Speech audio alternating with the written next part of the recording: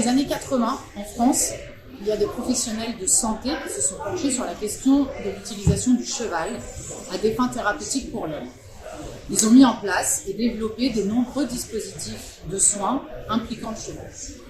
Ils ont toujours accordé une place toute particulière aux connaissances en éthologie équine dans leur pratique, ce qui était plutôt précurseur il y a plus de 40 années de cela.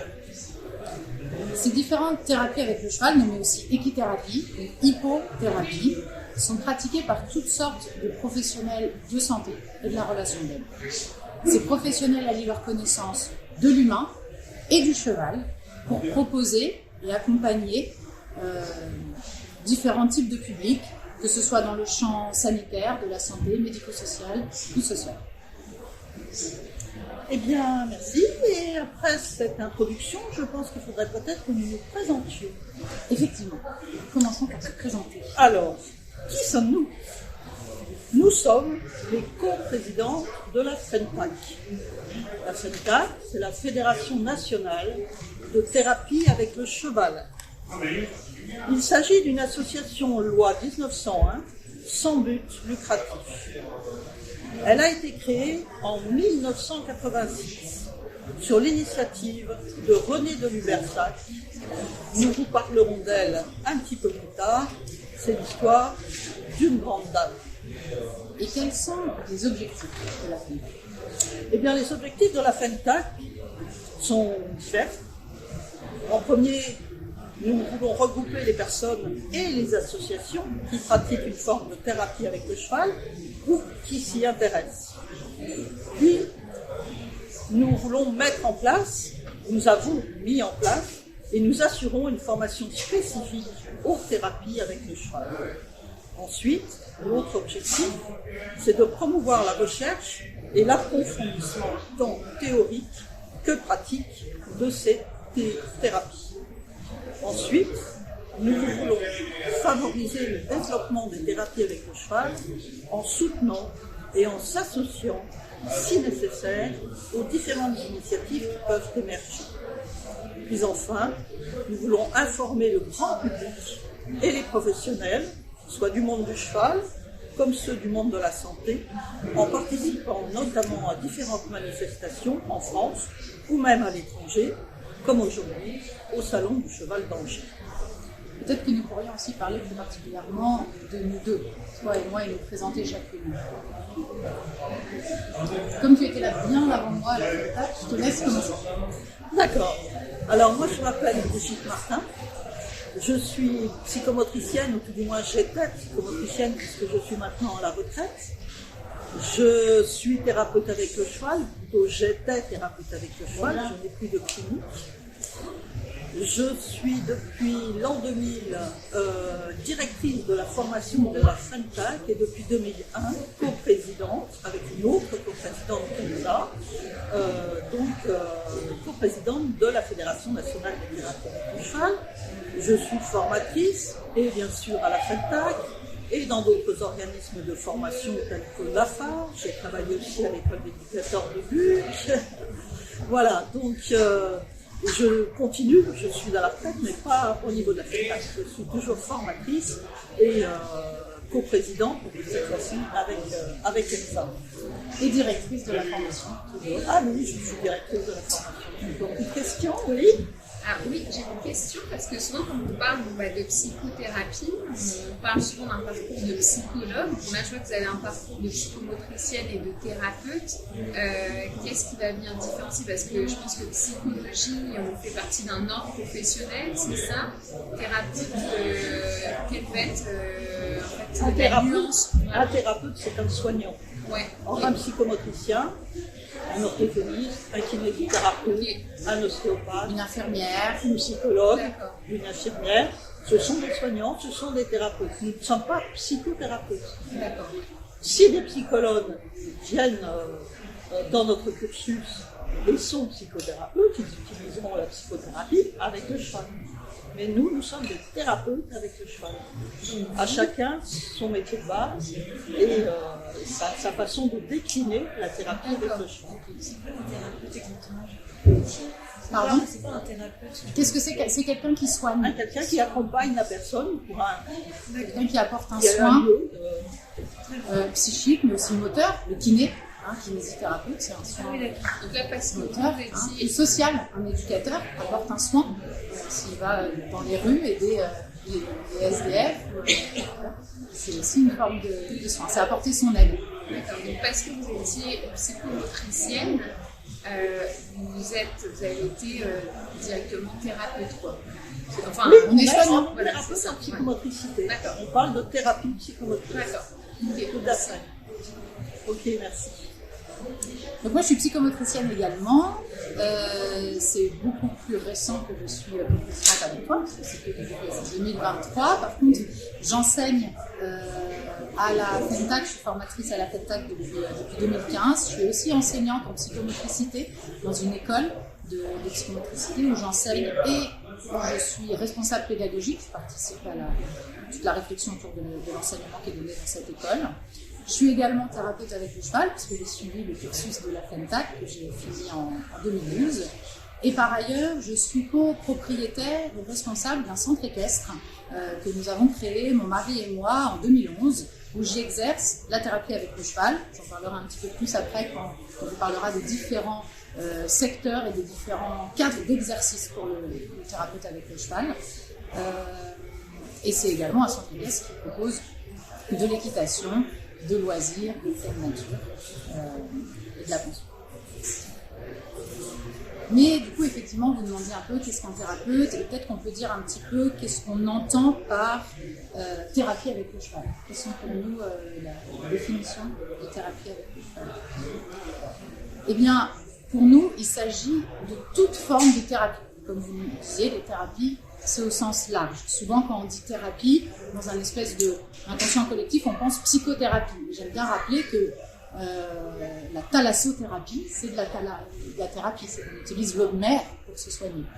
La kinésithérapie, c'est de la thérapie. Une infirmière qui vous fait une prise de sang, ça fait mal, c'est pas agréable, mais c'est aussi dans le but de vous soigner. D'accord ? Donc c'est à partir du moment où on est dans le soin.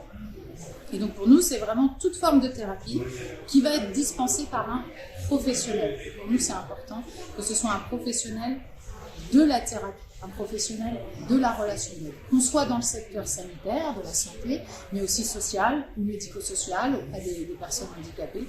Un professionnel, on reviendra un petit peu tout à l'heure dessus, diplômé d'un diplôme reconnu en France de la relation d'aide. Et donc, ce sont des thérapies menées par un professionnel qui va impliquer un cheval comme partenaire de soins. Un cheval ou un poney ou un âne. On parle un peu de cheval avec un grand C, comme on dit thérapie avec un grand T, ça inclut toutes les thérapies. Cheval avec un grand C, qui inclut effectivement les poneys et les ânes. D'ailleurs, depuis peu de temps, on a intégré vraiment cette spécificité qui est l'utilisation des ânes, parce que même s'ils sont très proches des chevaux, c'est pas des chevaux à grandes oreilles, ça a toute une autre éthologie, une autre même locomotion, ils n'ont pas le même nombre de vertèbres, et donc on a à cœur de pouvoir aussi former à cette spécificité-là qui est l'utilisation des ânes. Il est important de noter que dans le terme thérapie, il y a un S. Parce que pour nous, c'est notre principe fondamental, c'est qu'il n'existe pas une méthode spécifique, une pratique type, mais qu'au contraire, chaque pratique est singulière, elle est particulière, en fonction à la fois du thérapeute, on imagine bien que quel type de thérapeute c'est, ce ne sera pas le même type de thérapie, mais aussi du public qui en bénéficie. Ce sont des publics très variés, ça peut aller des enfants aux EHPAD, des personnes incarcérées en prison, à du public en situation de handicap, moteur, mental. Donc toute cette variété fait que chaque cadre thérapeutique sera propre et spécifique à la fois aux moyens dont disposent les thérapeutes, que ce soit des chevaux, des espaces de travail, à la fois du public qu'il a et de sa propre spécificité. Mais peut-être qu'on pourrait aussi dire ce que ce n'est pas. Eh bien, je vais vous le dire. Il ne s'agit pas d'équitation. car nous ne sommes pas dans une pratique sportive ou de loisir. Les objectifs ne sont pas l'apprentissage d'une discipline équestre. Il ne s'agit pas non plus de coaching, car nous ne sommes pas dans du développement personnel ou dans du management d'entreprise. Il s'agit, je le répète, de prendre soin de la personne en utilisant le cheval comme partenaire dans le cadre d'un projet thérapeutique. Les activités mises en place en séance de thérapie avec le cheval peuvent parfois être similaires à celles utilisées en équitation ou en équicoaching. Ce qui différencie cette pratique, ce n'est pas ce que l'on y fait, mais pourquoi on le fait. Toutes ces thérapies avec le cheval ont pour point commun que ce sont des thérapies, comme leur nom l'indique. Elles sont donc obligatoirement dispensées par un professionnel spécialiste de l'écoute et de la relation d'aide. Nous pensons qu'il est indispensable que ce professionnel dispose d'un diplôme reconnu en France, un diplôme de base. On retrouve parmi ces professionnels des psychologues, des infirmiers, des psychomotriciens, des orthophonistes, des éducateurs, des kinésithérapeutes, des ergothérapeutes et même des médecins. Oui. Donc, du coup, en gros, pour être équithérapeute, il faut déjà avoir un diplôme ou alors des connaissances en psy. C'est ça. On ne peut pas faire équithérapeute sans être passé par Pour nous, pour être équithérapeute, le fondamental, c'est d'avoir cette double compétence. À la fois la compétence de l'humain et à la fois la compétence du cheval. Et c'est ça qu'on va vous développer maintenant. Parce que le professionnel qui va travailler avec ce type de public doit forcément avoir une très sérieuse connaissance et expérience de l'humain, que ce soit au niveau de son développement, que ce soit le développement psychomoteur, mais aussi psycho-affectif, intellectuel. Il doit connaître les différents stades de développement, les étapes d'acquisition de toutes les compétences motrices et cognitives lors de l'enfance. Il doit aussi très bien connaître l'anatomie. Dans notre formation, il y a une semaine entière qui est dédiée aux connaissances d'anatomie humaine, appliquées aux thérapies avec le cheval. Elles sont abordées à travers d'expériences corporelles proposées en salle et transposées aux chevaux. Une formation qui s'adresse à un public qui a déjà des connaissances de base en anatomie, du fait qu'il soit déjà professionnel. Après, évidemment, un psychologue aura des connaissances moins poussées qu'un kiné, par exemple. Le professionnel, il doit avoir aussi des connaissances sur la psychologie de la personne. Il y a une semaine entière qui est dédiée aux connaissances en psychologie dans notre formation avec les applications lors des dispositifs de thérapie avec le cheval. Et comme notre enseignement passe également par l'apprentissage sur soi, tous nos stagiaires sont amenés tout au long de la formation à faire un travail sur eux et sur leur posture de thérapeute. Il doit aussi bien connaître la physiologie et la neurologie. Ce sont des aspects fondamentaux dans les connaissances à avoir sur l'humain et leur application sur le travail thérapeutique que l'on peut faire avec les chevaux. Il y a une semaine entière qui est dédiée à chacune de ces deux disciplines. On revient sur toutes les grandes fonctions, le système sensoriel, tous nos sens, le système nerveux, mais on va aussi développer toutes les connaissances autour des dysfonctionnements de ces systèmes, parce que c'est essentiel pour le thérapeute de connaître les pathologies de la personne. Quelles sont toutes les pathologies dont peut souffrir un être humain. Et là, on n'est pas avec le cheval.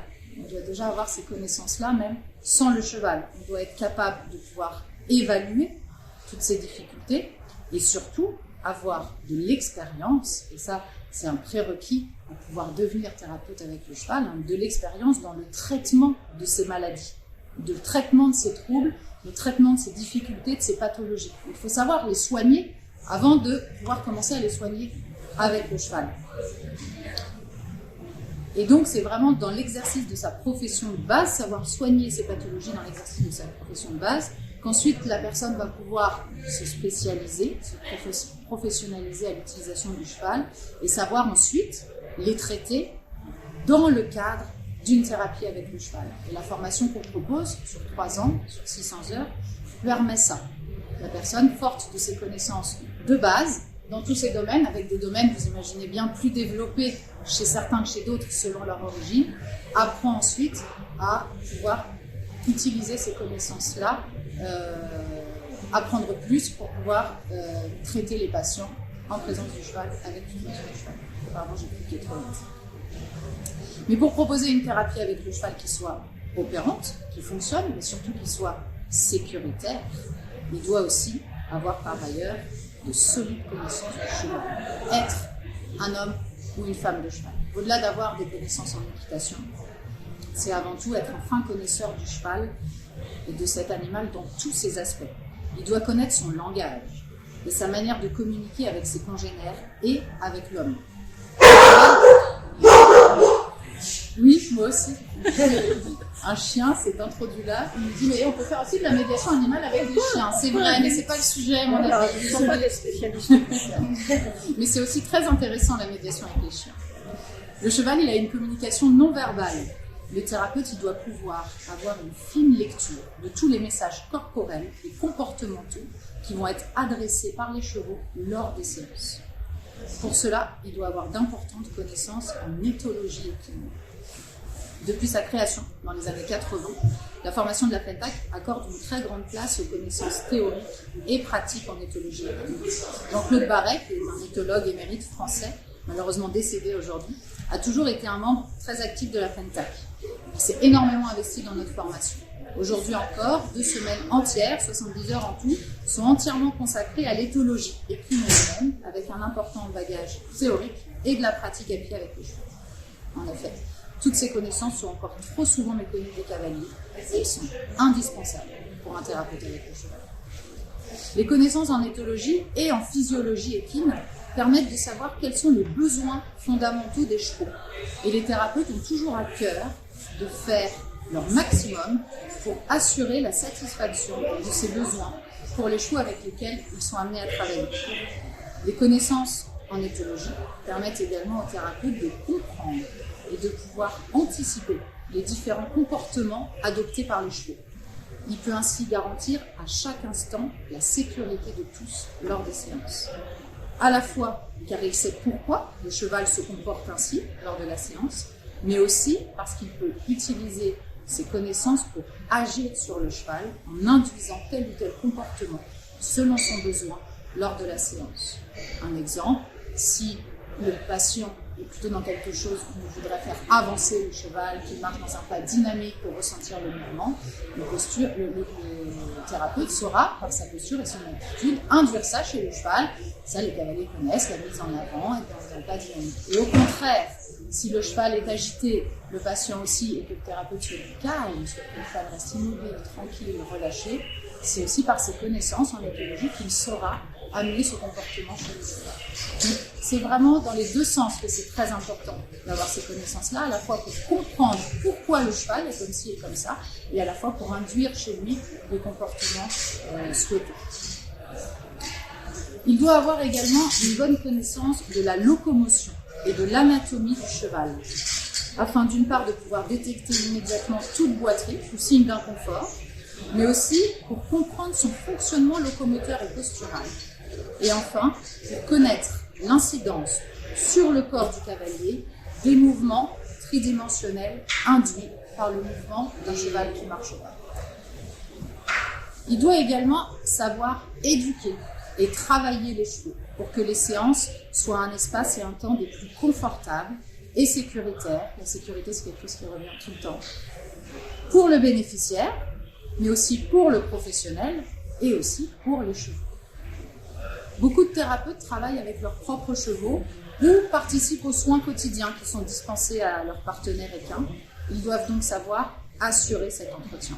Même si ce n'est pas le cas, si ce n'est pas eux qui l'assurent, ils doivent avoir une veille permanente de l'état de santé physique et morale des chevaux avec lesquels ils travaillent et s'assurer que leurs conditions de vie au quotidien participent à ce bon état de santé. Dans chaque module de la FENTAC, même les modules théoriques, une place importante est dédiée à la pratique avec les chevaux, afin que les thérapeutes avec le cheval,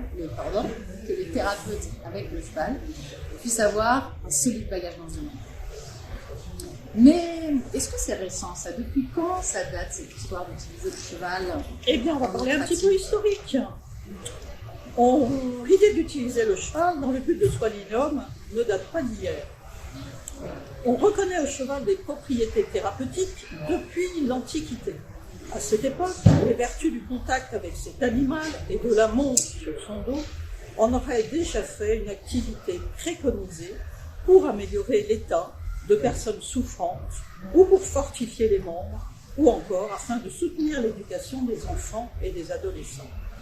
En 1751, Diderot aborde encore dans son encyclopédie les nombreux aspects bénéfiques de l'équitation, affirmant qu'elle peut soigner un grand nombre de maladies et les prévenir avant qu'elles ne se déclarent. Ensuite, la médecine moderne, appuyée par les sciences dites dures, a écarté ce type de traitement et des dispositifs de soins développés dans la fin du XIXe et le début du XXe siècle. En 1968, une certaine Renée de Libersac suit une formation dans une discipline toute nouvelle, c'est celle de la psychomotricité.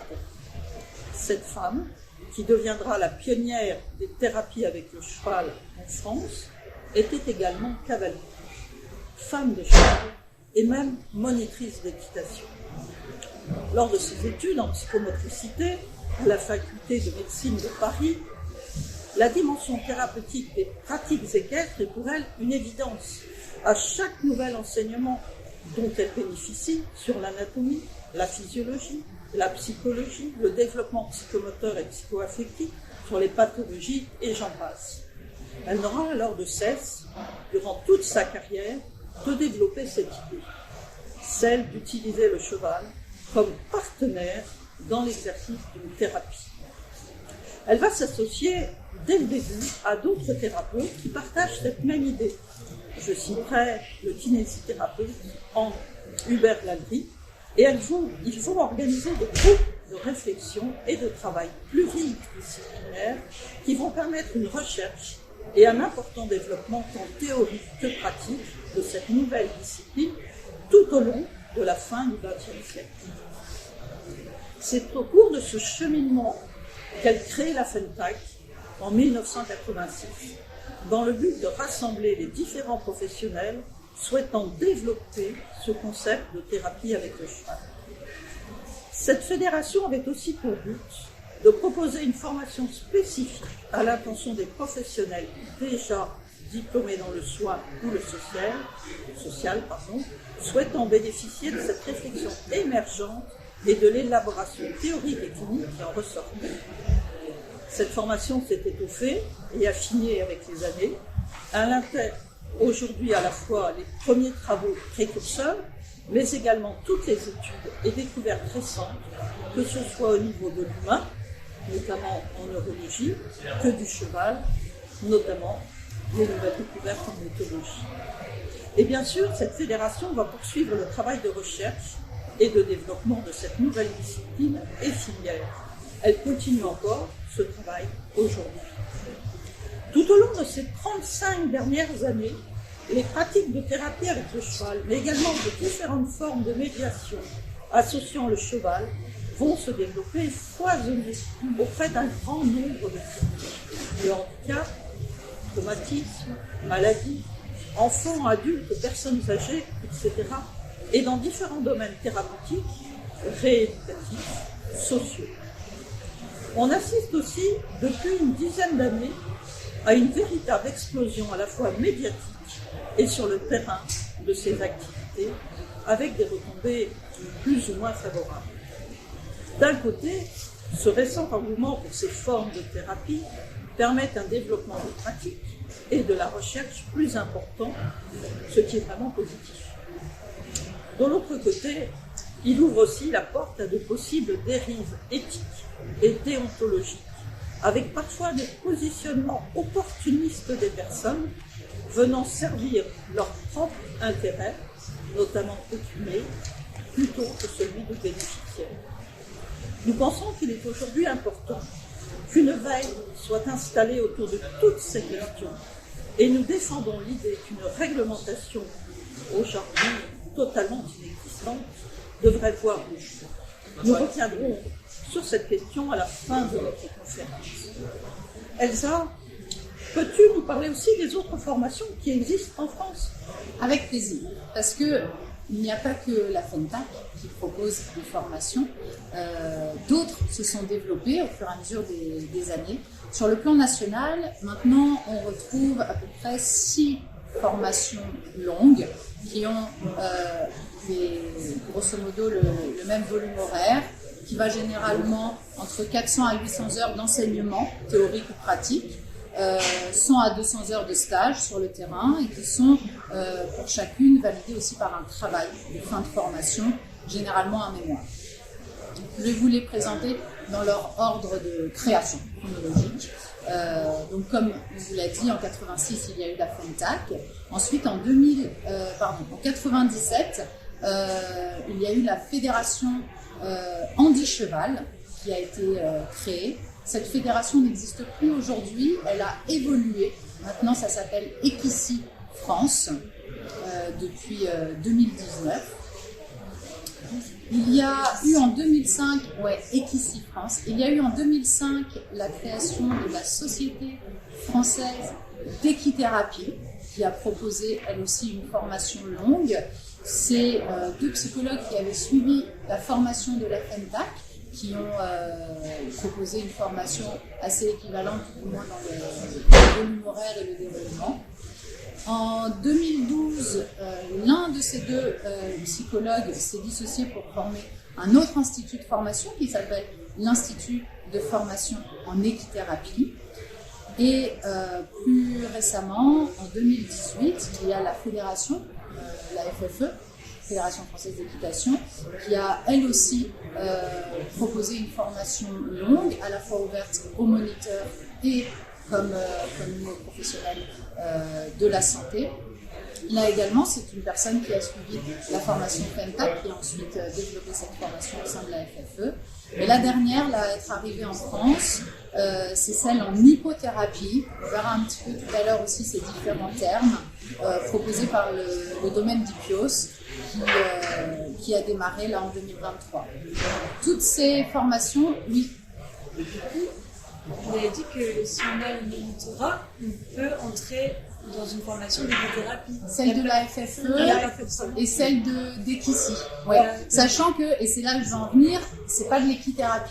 Là, ce sont les formations longues. On a choisi de vous mettre toutes celles-ci parce qu'elles sont un peu le reflet de tout ce qui existe en médiation équine en France. Mais elles n'ont pas toutes choisi la même dénomination. Okay. C'est-à-dire que nous, Brigitte reviendra un petit peu là-dessus tout à l'heure sur le terme.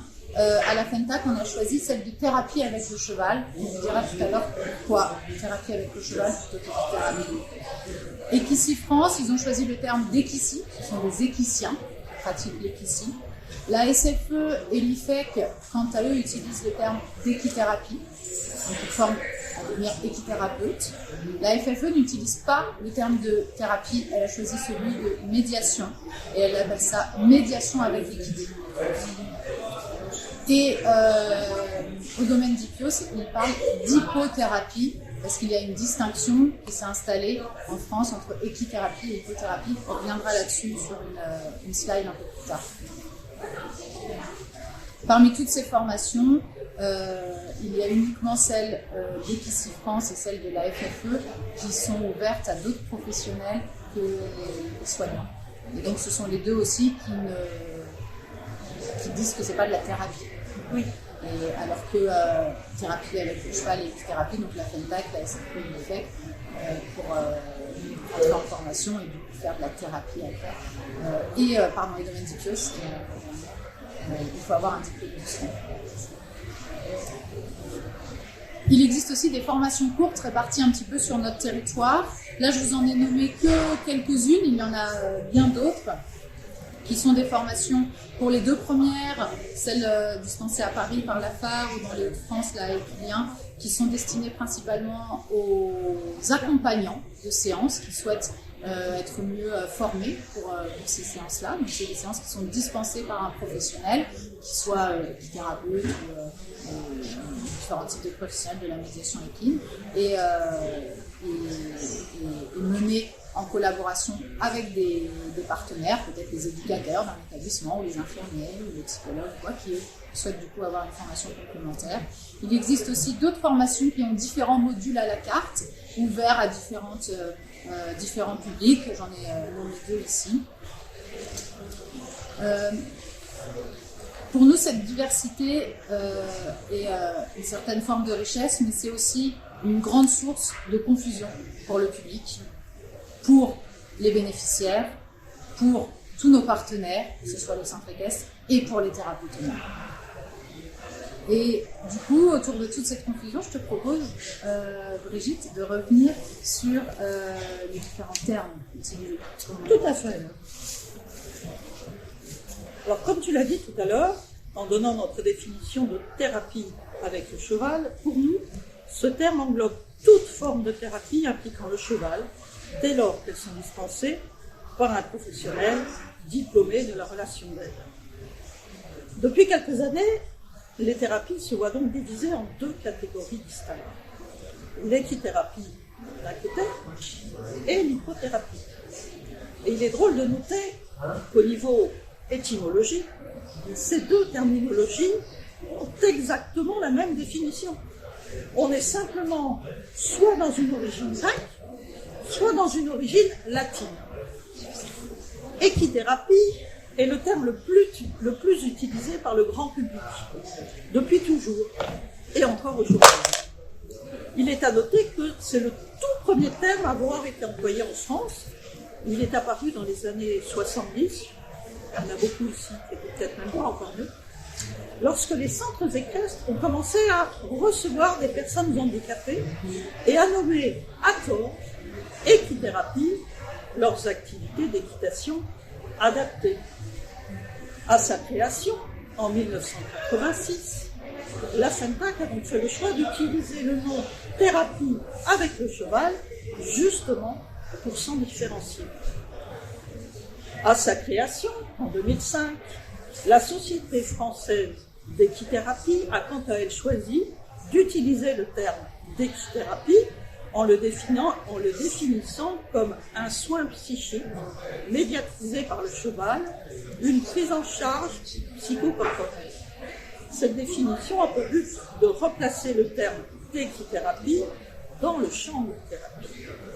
Par la suite, un autre terme a vu le jour pour évoquer les aspects thérapeutiques sur le plan neuromoteur, et c'est l'hypothérapie. Elle se définit comme une technique de rééducation motrice qui utilise le mouvement tridimensionnel induit sur le corps du cavalier par les mouvements du bas du cheval.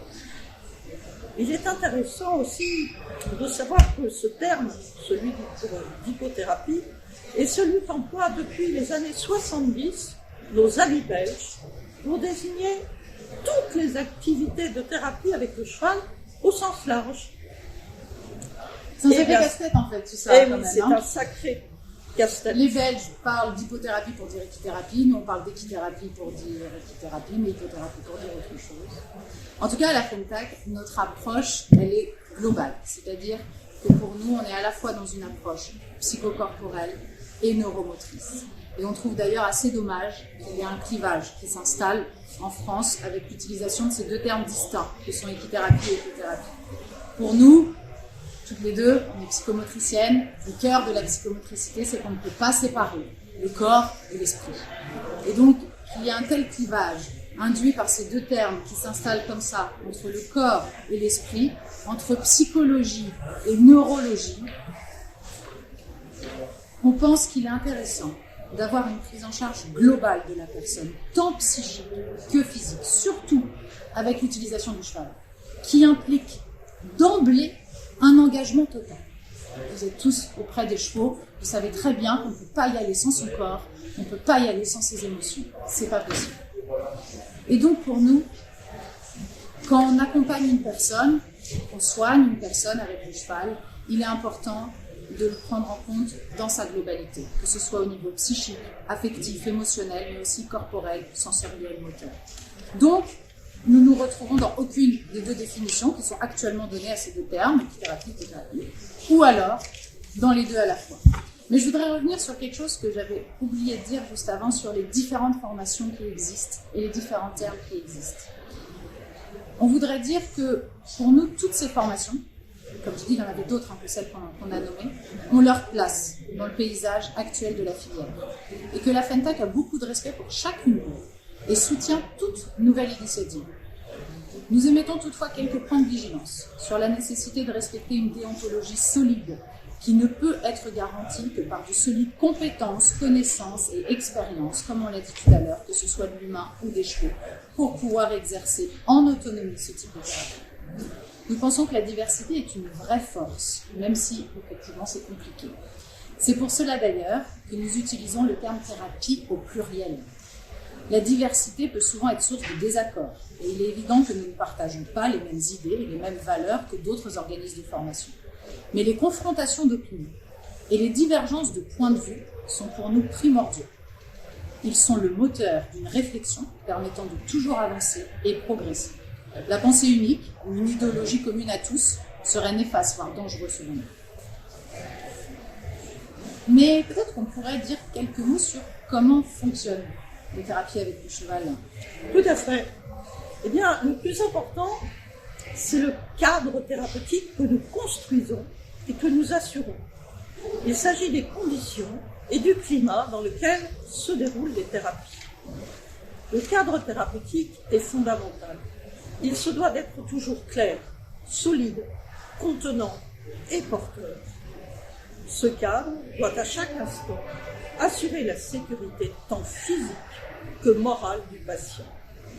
Pour pouvoir mettre en place son cadre thérapeutique et créer des projets thérapeutiques individualisés à chaque situation, le thérapeute procède au recueil de l'anamnèse du patient, c'est-à-dire son histoire de vie, son parcours de soins, ainsi que de sa plainte et de sa demande de soins.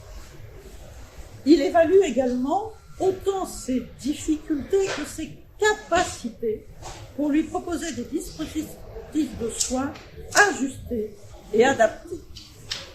Le projet thérapeutique définit un certain nombre d'objectifs thérapeutiques qui sont régulièrement évalués et ajustés en fonction de l'évolution des suivis et de la situation.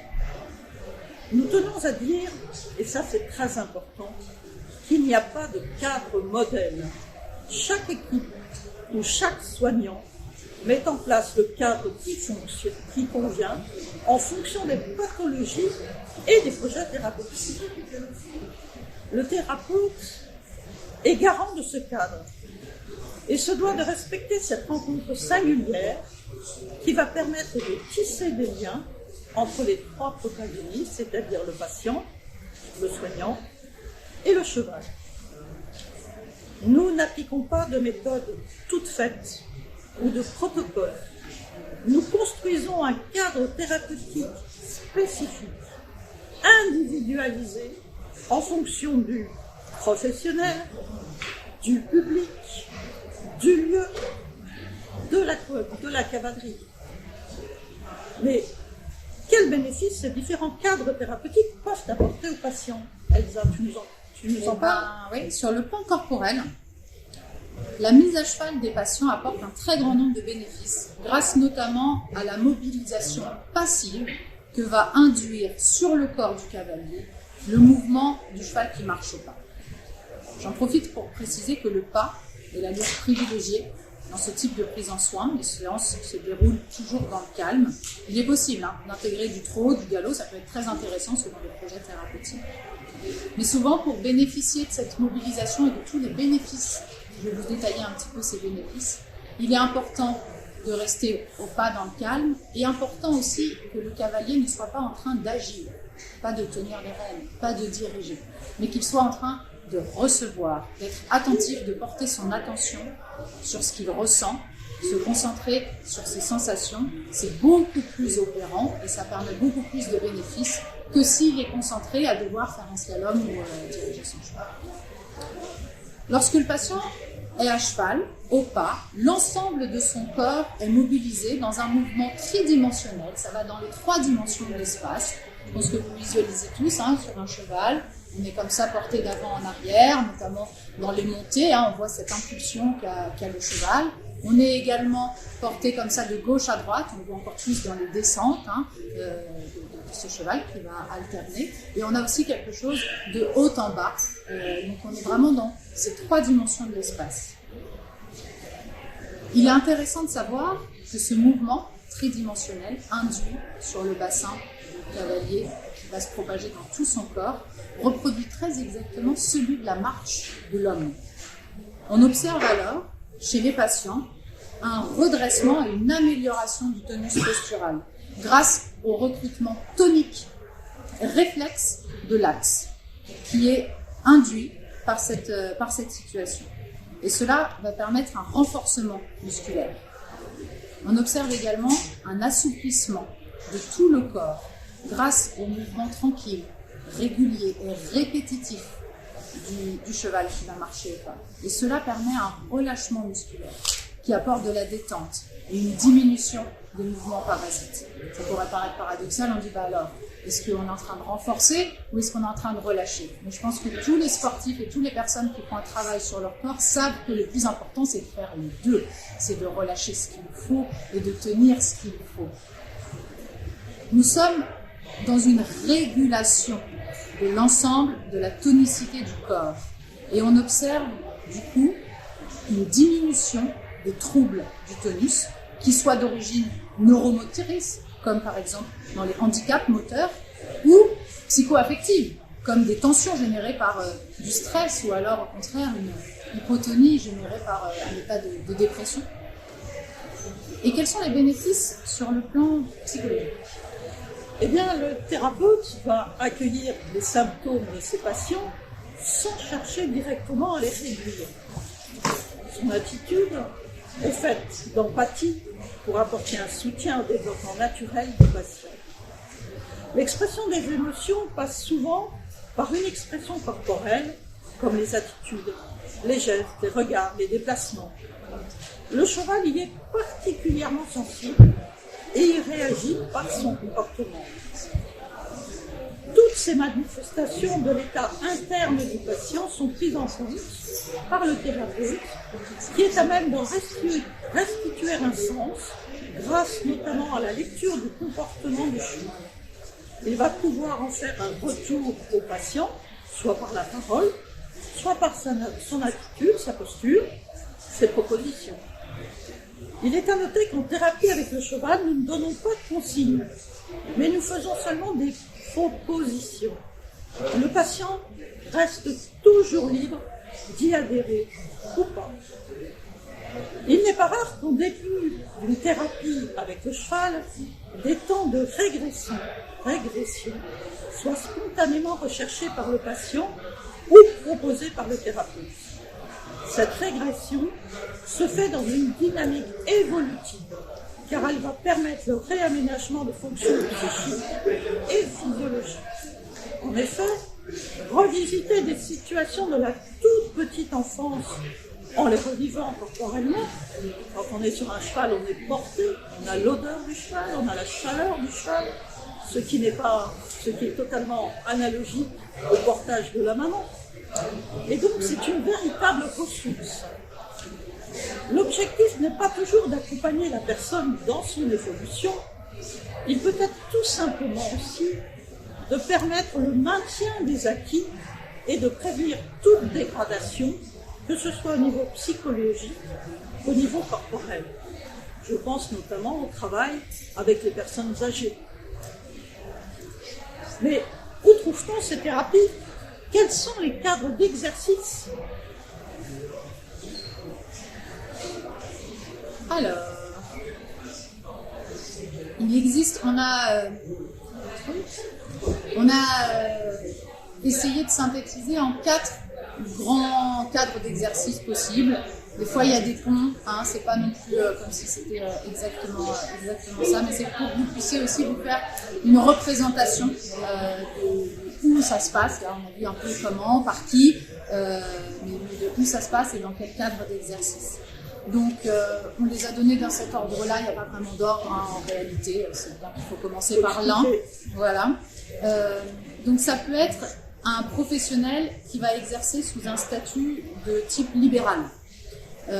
Généralement, il travaille alors en partenariat avec un centre équestre qui va lui mettre à disposition ses installations type petit manège et une partie de sa cavalerie, rarement gratuitement. Il y a généralement une convention qui est mise en place avec un tarif comme ça de location, de mise à disposition d'installation et de sa cavalerie. Il peut travailler avec ses propres chevaux, par exemple si ses chevaux sont en pension dans ce centre équestre-là, utiliser ses propres chevaux, ou utiliser les chevaux du centre équestre. Il peut... J'ai l'impression que j'ai perdu mon...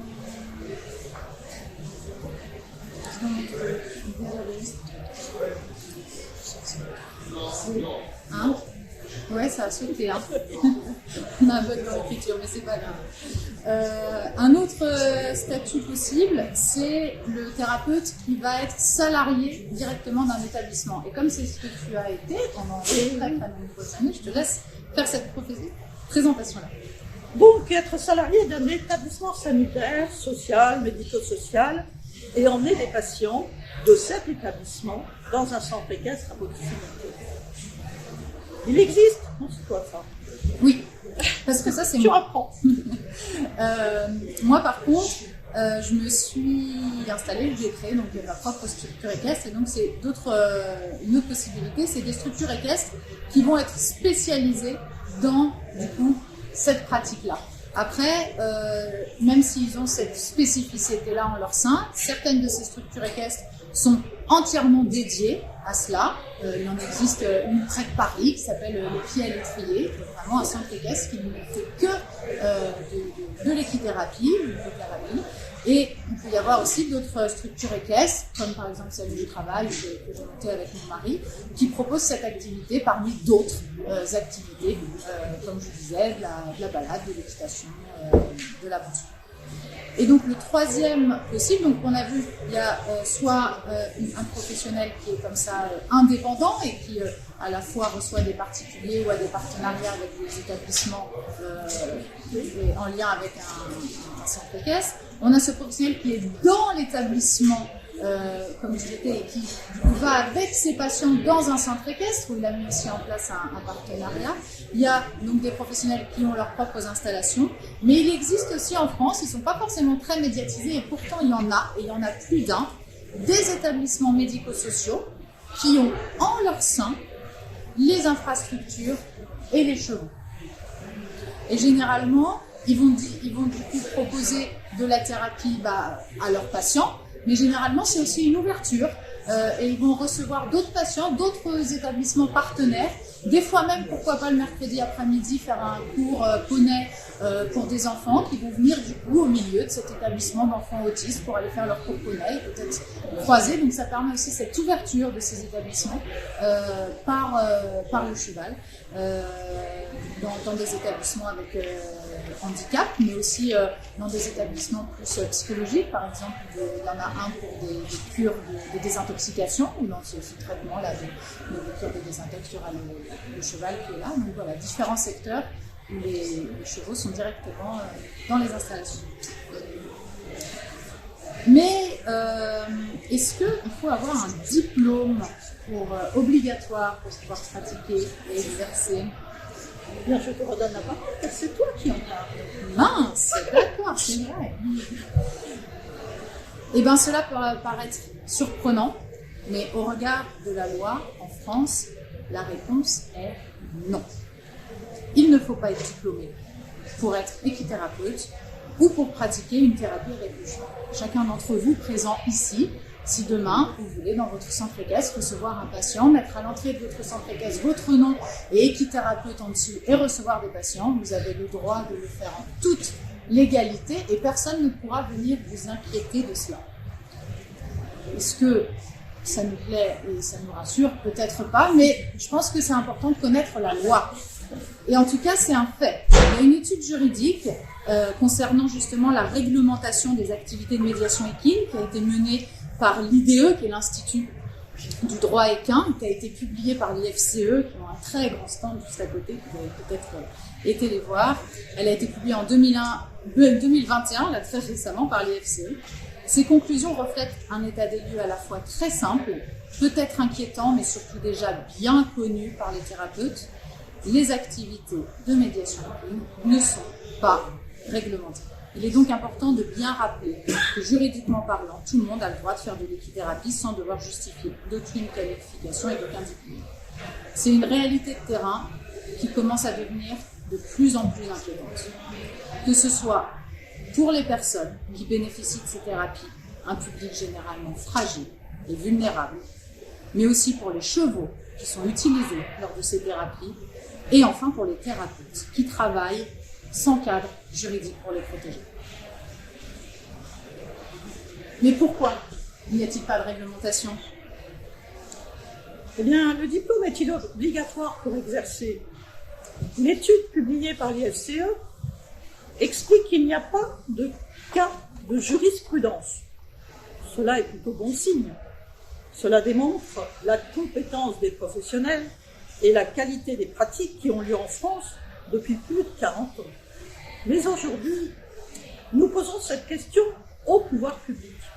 Faut-il vraiment attendre l'accident avant de réfléchir à une réglementation ? Dans un premier temps, ce vide juridique n'a pas été un souci. Au contraire, il a même offert une grande liberté dans la pratique de thérapie avec le cheval qui a permis son essor et son développement. Mais aujourd'hui, cette filière s'est structurée et organisée. Elle est donc capable de faire des propositions et des demandes de cadre juridique au pouvoir public. Elle est beaucoup médiatisée. On observe un récent engouement pour ces pratiques avec toutes les dérives déontologiques, éthiques et morales que cela implique, mais aussi tous les enjeux au niveau sécuritaire.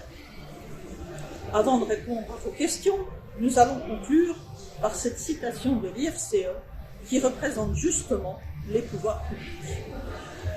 Le cadre juridique de la médiation équine est un enjeu important pour la sécurisation des praticiens et des bénéficiaires et le développement de ces activités. Nous vous avons expliqué à quel point le cadre thérapeutique était l'aspect le plus fondamental dans la conduite de ces thérapies.